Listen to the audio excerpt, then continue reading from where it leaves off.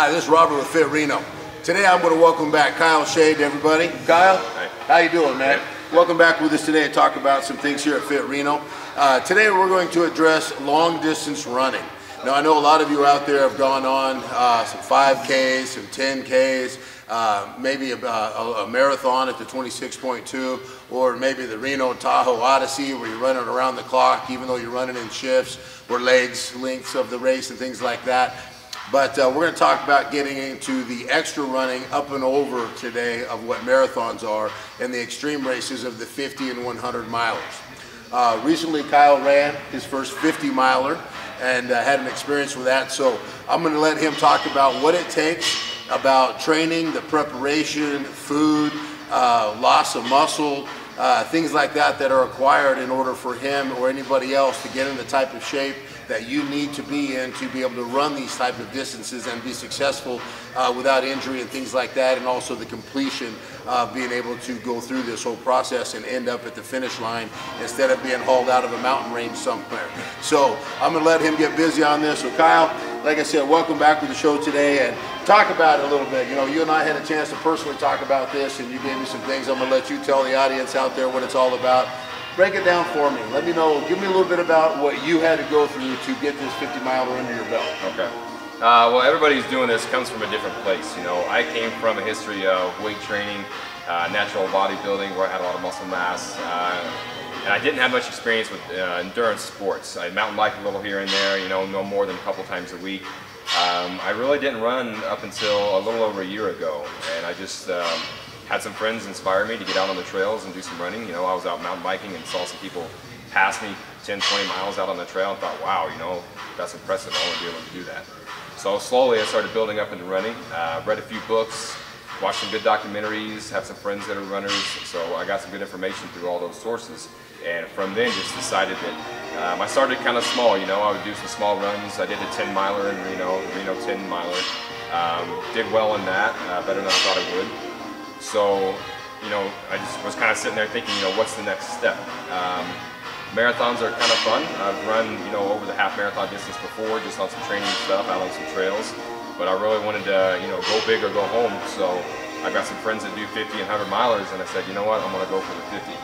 Nice, very nice. Now, in the training part of that, getting ready, like you always start off with legs. You know, you have your training week. We're going to run X miles this day, this day, this day, and sometimes those peak up a little bit, they drop off, and they peak up again. Whatever your training program is for that, what was the difference of trying to, you know, like I said, 26.2 miles is a good feat in itself. Now you're running 50 miles of an uneven terrain, things like that. And what is the difference of, you know, are your training lengths longer? Are they shorter? Do you have to train more than 12 weeks, 15 weeks? How do you peak for that? I guess it depends on where you're starting at. If you're somebody who's, you know, used to the half marathon or marathon distance, your training probably isn't going to be as extensive as what I kind of had to go through, you know, starting from scratch, basically. Right. So it took me a good solid year before I set this goal of just running a little here and there, getting a good base underneath my feet, and then finally I purchased a book. It was called Hal Koerner's Field Guide to Ultra Running, and this kind of had a couple programs laid out whether you wanted to do a 50K, a 50 miler, or a 100 miler. So the 50 miler training program was a 16-week program where you started off as little as 40 miles a week, and then you train up to, you know, the highest mileage I think I hit was 70 miles in 1 week, which that's 6 days a week of running. You know, you've got different kinds of runs. You've got tempo runs where you're trying to run your race pace. You've got hill repeat days where you're just out doing up and down hills or up and down on the treadmill. You've got fartlek runs, which are kind of like an interval, but just a little more freedom to kind of sprint to this, you know, spot, walk or jog again, and just kind of have fun with that kind of run. And then recovery runs, where after you've done a really hard, long run the day before, you can still get out there and move, but it's just not as quick as pace or as hard as the runs that you had before. So just following the guide of, you know, when to get those in, and just doing the total distance, it really, really helped. So most of the training through the week was somewhere about 6 to 8 miles a day. And then Saturdays and Sundays would be the additional mileage days. So it started off, you know, as little as 12, 13 miles on the Saturday, and then it built up all the way to where I was doing 25 miles plus on the Saturday. And then the next day, Sunday, would be 10 to 15 miles again. So That's something I wasn't used to, running that much, or even just exercising that much time in general. So it did some different things to my body. I felt I was pretty inefficient. I was weighing somewhere around 174 pounds when I first started this, before that 16-week program. By the time I was finished up, I dropped about 8 pounds. You know, I thought I would actually lose more than that, but it ended up being about 8 pounds, combination of muscle and fat. And I actually wanted to lose some muscle because, you know, it requires a lot of oxygen to move around. Absolutely. So losing muscle helped me become more efficient. My body fat wasn't really high to begin with, so I just kind of maintained that level. And I didn't really have to restrict any calories per se from what I was doing. Running that much, I hope you're not restricting calories. But on the flip side to it now though, what did you have to add in? Now, you know, leaner you are, you have less stored fuel on your body, especially for endurance, you know, athletes. Usually because they train so often for that sport, for the longevity of completion, they have to consume more calories as you get leaner because you don't have any stored on the body anymore. What did yours peak up to? Did you carbohydrate base, you know, peak up a little bit more, obviously? Yeah. Now, I was a witness, everybody, while he was training for this. So I saw Kyle lose his 8 pounds. And I would probably say, if I just happened to notice him and I didn't notice him on the street, he was looking very sucked in for his 8 pounds that he lost. Now, mind you, a lot of this is glycogen load that's depleted after long training days, that if you don't replenish right, you don't fill the muscle bellies back up, they don't recover. Hydration, another factor. You know, if you don't stay hydrated through all this, the muscle bellies, once again, are not as productive and they're not as full looking with volume, look a little bit more sucked in. And that's where him and I had a discussion one day. I was making sure he was, you know, saying, hey man, are you getting all your meals in because you're looking a little thin in the skin? And that is the protocol though for this type of running. You know, like you said, you're going to take some muscle off, and that is preferable. You know, unlike any other sport, I don't hear anybody trying to, you know, get leaner and shred off muscle. But if you have an X amount of frame, like mine at 6 foot tall almost and 250 pounds, I would not be a good long distance runner. I probably wouldn't get out of the 5-mile class, and I'd pretty much be gassed without having to train it extensively and change my nutrition and take off a substantial amount of muscle to get maybe down to a 200-pound frame or 180-pound frame. And that's not why I'm a runner, because I don't like that, so I'm not going to do that. But what was it with these now, like I said, with the nutrition base, even though you're losing weight, I know you had to volumize your calories a little bit, you know, to still get through your week.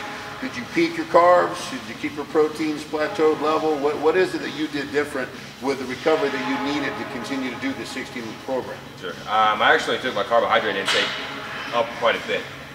So I'm a big fan of sweet potatoes, yams. I bumped those up a lot, so I started eating those with breakfast even. Increased white and brown rices. Absolutely. And actually, I cut back a little bit on my overall fats. I know they're calorie dense, but just with running that much, having fats in my stomach, it didn't settle well. So that's something you find out, you know, as you're running, as you train, what your body does and doesn't like. Some people's bodies do well with fats. Mine didn't do as well. I still got, you know, my base 25%. Ish, but yeah, it wasn't different times though, maybe throughout the day then. Yeah. So you spread those fats out. You know, and it is hard. Fats are, you know, hard and non-water soluble, so they do take a lot longer to digest in the stomach. They do not break down with digestive acids like a complex carb or a simple carbohydrate does. So if you are going to be running, that is a good tip. You know, and he is right. Everybody's a little bit different. Some people probably eat a jar of peanut butter and go on a run and be fine with it. Other people are not. And since carbohydrates are your main source of energy for the body, you'll learn to spike them differently through these longer runs. So like you said, you get in more white rice, more yams, even before and after, things like that. Let the muscle bellies be full and ready to go off the nutrients for the run, rather than a heavy fat which is going to sit in the stomach and be like a rock for a little while and could be uneasy while you're running. So a little tip for you as well on that, everybody, on the nutrients. You know, they do have to peak up. You do have to change over probably to a good complex carbohydrate, so your body has a digestive acting carbohydrate that takes a while to get in and out of the system, not just a simple sugar that's going to be in and out, you know, extremely quick on that note. So, but also now on these runs, you're getting out there and you have the 16-mile days, let's say, 17-mile days.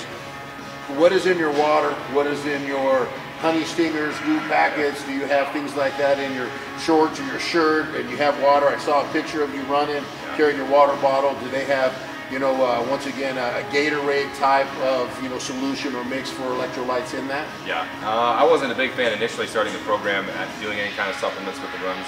I tried to just do it off nutrition, what I got beforehand. And it didn't really, it worked for a certain amount of time, but once I got over an to 2 hours of distance. My glycogen ran out and I had to refuel.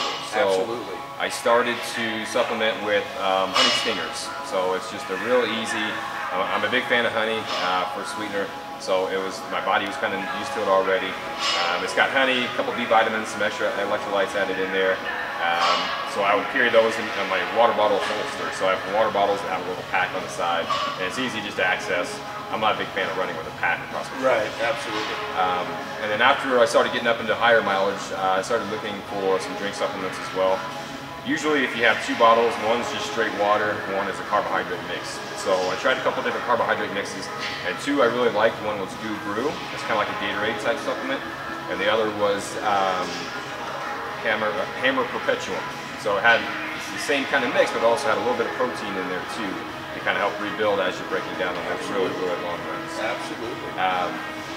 But yeah, I mean, about every 45 minutes on my long runs, I pop either a gel or take an excessive amount of the carbohydrate mix, and that kind of helped me keep going for that long run. To achieve your training program for that day. Yeah, absolutely, and that's extremely important, everybody. You know, these people that go out and do all these runs, you see these cyclists on the road, you see these runners out for long distances, holding the bottles, wearing fuel packs, we'll call them, for their waist, or even hydro packs, backpack style. But they all do have what we call, you know, your preload run or ride workout meals, and then you have your sustaining, what I call calories, which are the goo packets, honey stingers, or any type of mixes that you put in your water for the longevity to get you through so you don't break down. There is that point. Now, if you're running just 5 miles in a day, a little quick conditioning, you can probably get away with that on a preloaded meal. You're not going to use any of these honey stingers or things like that that need to be used later on, because you're never going to tap into being completely depleted in a 5-mile run, basically, and you would a 16-mile run. So there's a difference in that, so please understand that. You know, and also, real quick note too, nutrition played a big role rebounding you back. Obviously, when you got done with the race, he was a little thin in the skin, as I say, and working with that is replenishing the body so it rebuilds that 8 pounds that he lost and took it off and put it back on in lean muscle. But once again, when you're depleted down like this, it doesn't happen overnight. It took about 3-4 weeks maybe since your run that before you probably maybe feel that you leveled back off a little bit, or what was yeah, it's been it's been about 4 weeks since that run, and I still haven't gotten back up to my previous weight, obviously. Okay. I've been slowly incorporating resistance training back in. I tapered my resistance training a lot, you know, on that training program. Sure. So I've got to gradually build that back up so I don't get hurt. But also the calories too, I got to gradually build those back up, because if I start just throwing them in there, my body's probably not going to be used to it. And it's just going to take a little while to get back to where I was. So metabolism used to back to what you used to. I'm going to say probably about another month before I was back to pre-run weights, and it's great. Yeah. Absolutely. Well, that's a good tip for everybody. So you got to, you know, remember, after these long distance 50-mile or 100-milers, these people just don't recover overnight. It takes a long time for your body to recover off of this with proper nutrition and hydration, and also workouts to kind of work yourself back into where you were. As Kyle's saying, that he's working his way back into his resistance training, getting his caloric intake back up where it was, but it does take a beating on the body. Well, let me ask you this, Kyle. With everything that you've done, we talked about also when you're out in the middle of nowhere. Okay, we were talking on this because we had a good laugh about it. You know, when there's nobody around you, because like I said, you don't have people really to pace you too much in this. It's a smaller group of people that are going to run these type of courses rather than a normal marathon course. So now you're getting into your extreme athletes that are pushing these miles. What's it like out in the middle of nowhere when it's just you? I kind of like it. That's actually why I did the 50-miler that I did. There's no road. It's all just trail and single track. It's pretty peaceful. I like being out in the woods, outdoors, so I really enjoyed it. But there were a couple times where I didn't see anybody for a good 10 miles. And you know, your mind starts playing some tricks on you, especially after you've been exercising that hard. You know, your body's burning that many calories. They just kind of play some tricks on your mind. So you start hearing some things that maybe aren't there. Start thinking some thoughts of, you know, maybe I can't finish this race, or you go through a lot of ups and downs through a long distance run like that. And it lasted about 10 hours. So if you think about exercising for 10 hours straight, you're going to have peaks and valleys in there along the way. Absolutely. Yeah. Absolutely. Well, that's our show for today, everybody. If you'd like to get a hold of Kyle and actually personally talk to him about this, phone number for you, Kyle? That's area code 812-767-0807. And you can also catch him on Facebook at? peakfitness.com. All right, everybody. Once again, if you have any questions about this and would like to talk to Kyle and you'd like to train either for a marathon and or a 50 miler, 100 miler, and would like to get some insight and information on someone who's just completed his first 50 miler and is running as part of his protocol and his program, and can also help you better your times and everything, give him a call, a trainer at Fit Reno, and we'll take it from there and we'll get you to your next finish line. Have a great day, everybody. Thanks for joining us.